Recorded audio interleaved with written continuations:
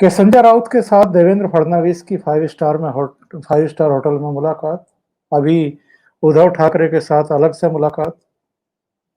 लोगों में अगर ये चर्चा चलती है कि चाहे सुशांत सिंह राजपूत वाला इन्वेस्टिगेशन का मामला हो, चाहे दिशा सलियन वाला मामला हो, ये सब ठंडे बस्ते में डाल दिए गए हैं। इसके बावजूद के सुशांत सिंह राजपूत की इन्वेस्टिगेशन सीबीआई को सौंपी गई थी। जिस समय इसकी कवरेज चल रही थी शुरू में, हम सब जानते हैं कि किन किन के नाम लिए जा रहे थे, किन किन के नाम सामने आ रहे थे। क्या एक संदेह पैदा नहीं होता है कि ये जो मुलाकातें बीच बीच में होती हैं, कहीं ना कहीं चीजों को मैनेज करने के लिए होती हैं, और कटघरे में न केवल केंद्र की सरकार आ जाती है, सीबीआई आ जाती है, बल्कि बहुत सारे सवाल खड़े होते हैं कि शिवसेना और भारतीय जनता पार्टी के भले ही रास्ते अलग हो गए हों, पर कहीं ना कहीं अभी भी ये चीजों को प्रभावित करने की कोशिश तो करते हैं। वो चीजें प्रभावित हो रही हैं, नहीं हो रही हैं, ये बाद की बात है, पर परसेप्शन तो लोगों के दिमाग में ये बनता ही है। नहीं, पर देखो, कॉन्स्पिरेसी थियोरी पर जाने वाले जो लोग होते, उनके लिए तो वो बोलते हैं ना कि पेड़ से पत्ता गिर गया तो खरगोश था, वो दौड़ने लगा, यार भूकंप हो गया, भूकंप हो गया। तो कॉन्स्पिरेसी थियोरी पर जाने वाले जो लोग होते हैं, उनके लिए बात आसान होती है। और वो मोदी भक्त हो या मोदी के खिलाफ हो, उन सबके लिए ये चीज होती है। हमें अभी देखिए, सीबीआई का जो इन्वेस्टिगेशन है और रुका पड़ा है, तो एक बात पर रुका पड़ा है, उस मामले में जो कौन बोलते हैं, रिया चक्रवर्ती का जो केस हाईकोर्ट में पड़ा है, उससे सीबीआई का इन्वेस्टिगेशन अड़ा हुआ है।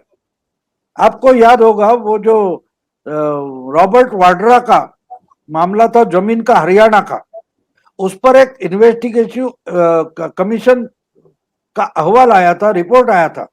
उस रिपोर्ट पर स्टे ऑर्डर है हाई कोर्ट का, वो जब तक नहीं उठता तब तक सीबीआई कुछ नहीं कर पाती ना। तो ये नहीं बताया जाएगा, बताया जाएगा कि देखो ये बदले की भावना से कर रहे। अब जब वो चल नहीं रहा है तो उसके कारण है वो मीडिया नहीं बताता।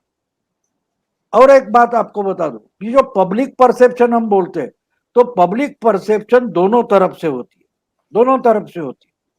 देखिए, संजय राउत हो या उद्धव जी ठाकरे हो, उनसे देवेंद्र फडणवीस मिलते हैं तो उससे भी एक पब्लिक परसेप्शन बनाया जाता है, जो हमें समझना।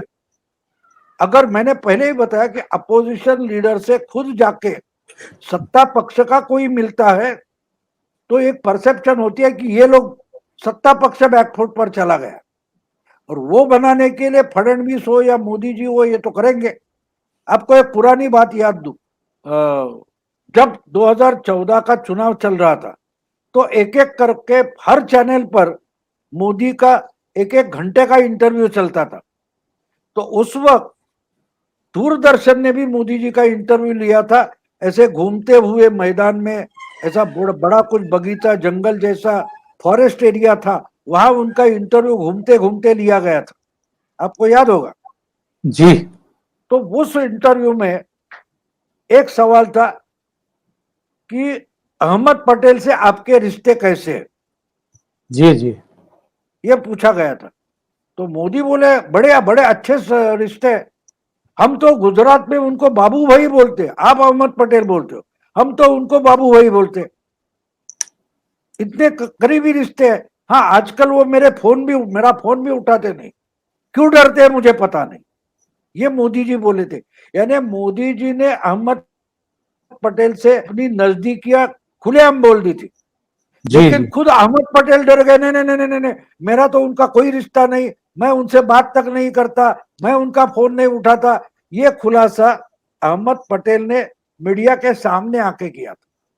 तो जब मोदी जी के इंटरव्यू में ये बात आ गई तो मुझे बहुत सारे बीजेपी के समर्थकों ने पूछा था कि मोदी जी क्या अहमद पटेल को मुस्लिम वोट के लिए पूछ रहे, दोस्ती बता रहे। मैंने बोला यार यही तो है, आप मोदी जी के समर्थक हो, लेकिन मोदी जी पर आपका भरोसा नहीं। ये मोदी जी पब्लिक परसेप्शन बिगाड़ रहे हैं अहमद पटेल के बारे में, कि सोनिया के और कांग्रेस वालों के मन में एक शक डाल रहे हैं कि ये तो मोदी से मिला हुआ है।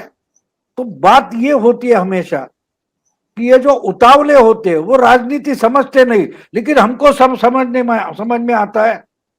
वो लोग उतावले होते हैं, वो उसके पीछे क्या, इसके पीछे दांवपेच क्या है वो भी नहीं समझते। तो देवेंद्र अगर इनसे मिल रहे हैं तो देवेंद्र जो परसेप्शन पब्लिक में डाल रहे हैं कि हाँ ये तो नारायण राणे का बदला होगा इसलिए डर गए, ये तो कॉमन मैन की पब्लिक परसेप्शन है। लेकिन इंटेलेक्चुअल जो है उनके लिए लगता है अरे ये तो पीछे से हाथ मिलाए हुए। ये इंटेलेक्चुअल परसेप्शन और पब्लिक परसेप्शन, इसमें फर्क होता है। इसमें फर्क होता है कि वहां अरेस्ट हो गई। अब देखिए कितने लोगों को एक बात मालूम है कि आप अगर नारायण राणे की जन आशीर्वाद यात्रा देख रहे हो तो पहले दिन से उनके साथ बगल में, हमेशा बगल में एक आदमी आपको दिखाई देगा, उसका नाम है प्रसाद लाड जी। प्रसाद लाड आपको हर टीवी के न्यूज पर नारायण राणे की बगल में दिखाई देगा। वो तो सबसे बड़ा निकटवर्ती देवेंद्र फडणवीस का है, समझ रहे हो आप? जी जी जी। तो ये इतना क्लियर है, यानी नारायण राणे क्या कर रहे हैं, किससे क्या बात कर रहे हैं, वो भी देवेंद्र जी को मालूम है।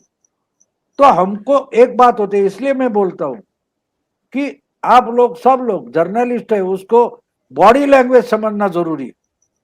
इसलिए तो जो मैंने बोला था उसके क्लिप यूट्यूब पर मिलेंगे, सीक्रेट्स ऑफ बॉडी लैंग्वेज करके बहुत सारे वीडियो है, 8-10 वीडियो आपको मिलेंगे। वो देखो, वो एक इंसान किस ढंग से क्या बोलता है छोड़ दो, उसकी बॉडी, उसकी आंखें, ये सब, होठ है, कान है, वो हाथ कहाँ लगाता है, ऐसे लगाता है, ऐसे लगाता है, इसका भी कुछ मतलब होता है। और वो मतलब जो है वो 90% काम करता है। वो बोलता है, वो शब्द जो है वो 8-10% से ज्यादा काम नहीं करता। लेकिन इंटेलेक्चुअल होते हैं, वो शब्द पकड़ कर बैठते हैं, और आम आदमी है वो बॉडी लैंग्वेज समझता है।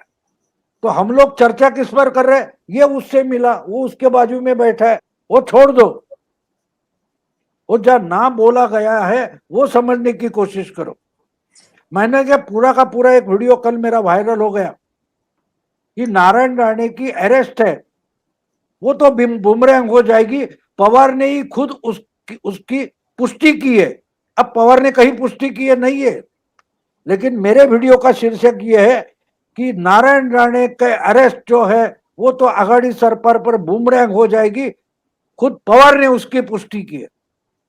तो पवार ने तो पुष्टि शब्द में नहीं की है, लेकिन पवार पुष्टि किस ढंग से करते हैं उसकी बॉडी लैंग्वेज मैंने उस वीडियो में एक्सप्लेन की, कि पवार जब बोलते हैं ये कोई महत्व की बात नहीं, इंपॉर्टेंट नहीं है, उसका मतलब है वो सबसे बड़ी इंपॉर्टेंट बात है। ये पवार की बॉडी लैंग्वेज है। पवार जो शब्द बोलते हैं वो मत सुनो, पवार की एक्शन समझो। तो उद्धव ठाकरे से अलग से मिलना, इसका मतलब ही दिखाना है दुनिया को, देखो उद्धव कितने डरे हुए हैं, और अपने दोस्तों के सामने भी मुझसे बात करने को डरते हैं, इसलिए अंदर जाके बोलना पड़ा। ये आम आदमी समझता है, इंटेलेक्चुअल नहीं समझेगा, बिल्कुल नहीं समझेगा।